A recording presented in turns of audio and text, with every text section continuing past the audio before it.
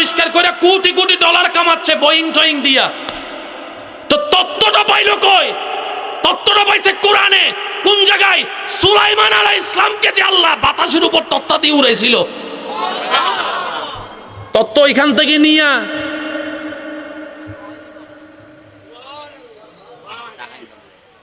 আজকে ডলার তাদের, স্বর্ণ তাদের, তেল তাদের, আর যেরকম না গ্যাস, হীরা, তারপরে ডায়মন্ড, তারপরে আপনার অকটেন, ডিজেল, বিমান, স্যাটেলাইট, রকেট আমাদের।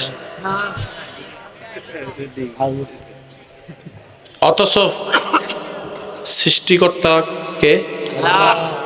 এই দুনিয়া কার? আমরা কার? ইসলাম কার? কোরআন কার? রাজত্ব থাকার দরকার ছিল, আমাদের রাজত্ব হারাইলাম কেমনে? বাহিরে শত্রু দরকার হয় না যদি ঘরে শত্রু থাকে। বুঝতে পারছি কথা? এখানে আপনারা অনেকে বোকামি করেন, এক ভাই আরেক ভাইয়ের নামে মামলা দেন, মামলা দিয়ে জেলখানায় যান। আপনাদের যে ফেঁস লাগাই দিছে হে বসে বসে কিন্তু পোলাও রোজ বিরিয়ানি খাইতেছে। তারা যাই কইতেছে তোর জায়গায় আমি থাকলে তখন তারা জেলে পাঠাইতাম। আপনি কইছেন হ কথা তো ঠিক, বেয়াদফি কেমনে করলো বড় ভাইয়ের লগে আপনি শুন না, তালে দিয়ে ফাল দিয়া দিছেন মামলা কইরা। এবার দুই ভাইয়া মামলা চালাইতে চালাইতে জোতার তলাও শেষ, পকেটের টাকাও। আপনার মতো চালাকার আসেনি।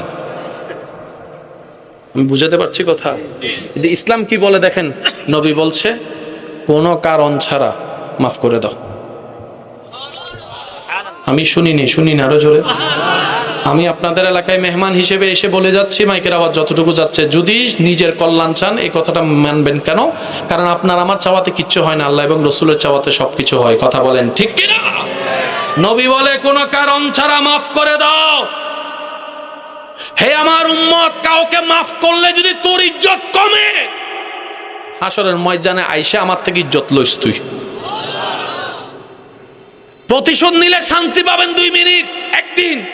মাফ করে দিলে শান্তি পাবেন আজীবনকাল। আল্লাহ বলে তুই অন্যরে মাফ কর, আমি তোরে মাফ করবো। আল্লাহ বলে তুই আমার বান্দারে খাওয়া, আমি তোরে খাওয়াবো। আল্লাহ বলে তুই আমার বান্দার ইজ্জত রক্ষা কর, আমি তোর ইজ্জত হেফাজত করব।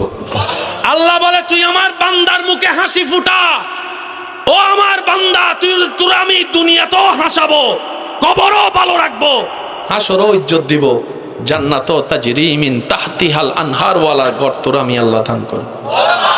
আল্লাহর ওয়াস্তে আর ঝগড়া, মারামারি, ঠেলাঠেলি, অন্যরে বেইজ্জত করেন না।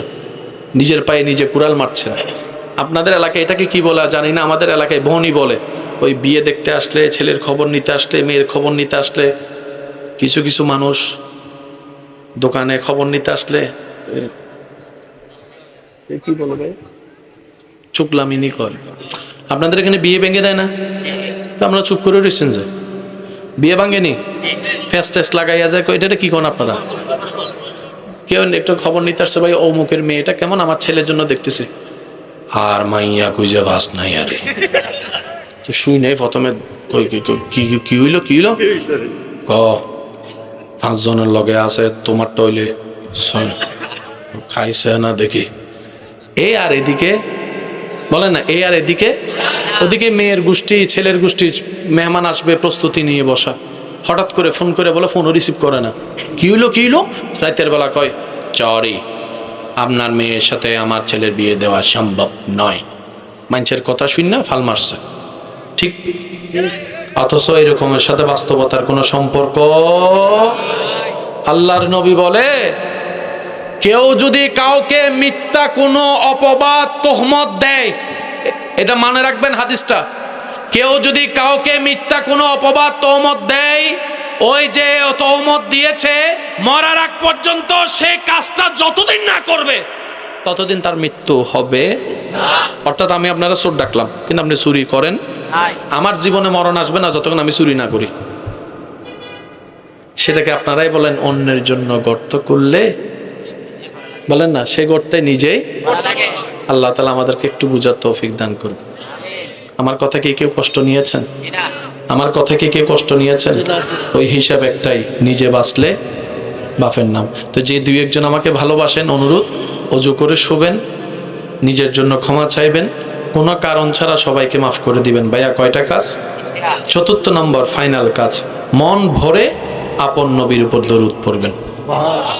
কারণ নবীজি আমাদের থেকে একটা দরুদের হক পাওনা আছে না নাই, কিন্তু সেটা আমরা আদায় করতে তেমন পারি। এই প্রত্যেকটা রাতকে যদি একটু কাজে লাগান, মাত্র 10 মিনিট, কয় মিনিট? 10 মিনিট কি দেওয়া যাবে? আওয়াজ ছোট হয়ে গেলে যে 10 মিনিট দেওয়া যাবে? আল্লাহ তাআলা আমাদেরকে দেওয়ার তৌফিক দান করুক, আমিন। শেষবারের মতো আপনাদের সবার মুখে আমি একটু রবের প্রশংসা শুনতে চাই। যার যত শক্তি আছে একবার বলেন সুবহানাল্লাহ। এমন ভাবে বলেন যেভাবে বললে আপনার শান্তি লাগবে, শুনলে আপনার শান্তি লাগবে, ওইভাবে মন খুলে রবের প্রশংসা বলেন সুবহানাল্লাহ, আলহামদুলিল্লাহ। এবার বলেন লা ইলাহা ইল্লাল্লাহ, লা ইলাহা ইল্লাল্লাহ। এবার সবাই দুই হাত রবের দরবারে ভিক্ষার জন্য তুলে দিয়ে গর্জন দিয়ে বলেন আল্লাহু আকবার, আল্লাহু আকবার, লা ইলাহা ইল্লাল্লাহ, লা ইলাহা ইল্লাল্লাহ, মুহাম্মদ রাসূলুল্লাহ সাল্লাল্লাহু আলাইহি ওয়াসাল্লাম। আমার জন্য সবাই দোয়া রাখবেন। ওয়া আখিরু দাওয়ানা আনিল হামদুলিল্লাহি রাব্বিল আলামিন। আসসালামু আলাইকুম ওয়া রাহমাতুল্লাহি তাআলা ওয়া বারাকাতুহু।